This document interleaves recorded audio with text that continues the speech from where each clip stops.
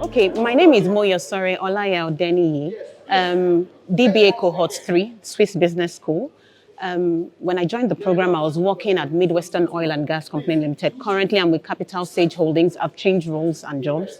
Business risk, internal control and audit function at Capital Sage Holdings. It took me a long while to decide on a school. It was like a 3-year process for me. I needed a school that could offer hands-on, experiential. I needed something that was hands-on. NIBS also were African, I just didn't want something, I needed something that could be applied, within the African context. That's why I chose NIBS. And then looking at the faculty, the lineup of the curriculum, I just knew this was the place to be. Interestingly, I had a forerunner. At the point where I wanted to make my decision, I realized that he had just finished from NIBS, told me his experience, and I just knew this was the place to go. At this stage in my career, that I have a lot to offer, and I needed an opportunity to just harness, the skills that I have, solving real life problems, not just something theoretical or academic, but application is very, very key for me and in my current role. That's why I decided on the doctorate program. The title of my thesis is Factors Influencing Strategic Alliance Performance in the Upstream Sector of the Nigerian Oil and Gas Industry, the moderating role of organizational culture.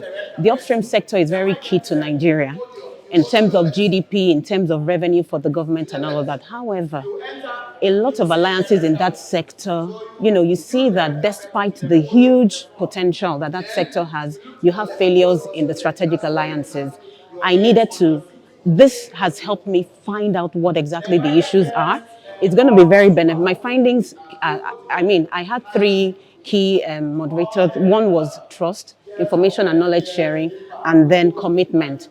And also I looked at organizational culture. Key findings were that the 3 first elements I mentioned, they form relational capital. They have a direct impact on strategic alliance performance. But when you throw in organizational culture into the mix, you begin to find a variation in results, which was surprising for me because I thought that culture would definitely impact on all of those things. So that also gives opportunity for further research to say why the hypotheses that were developed for the mix of culture, and how it interacts with commitment, information and knowledge sharing on strategic alliance performance, why were those not accepted? Why were they rejected? So the findings will be very key to players in the industry, operators, helping them know what factors would further improve the alliance, and ultimately performance of the alliances. And then government also, because the government also plays a key role in that industry and in the sector, helping them in terms of policy setting, partnerships, because they also partner. They're a key stakeholder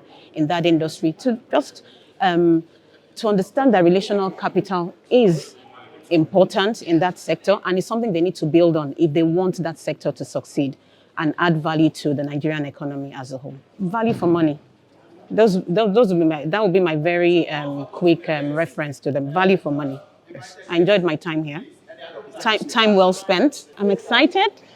Yeah, glad to be here, graduating today.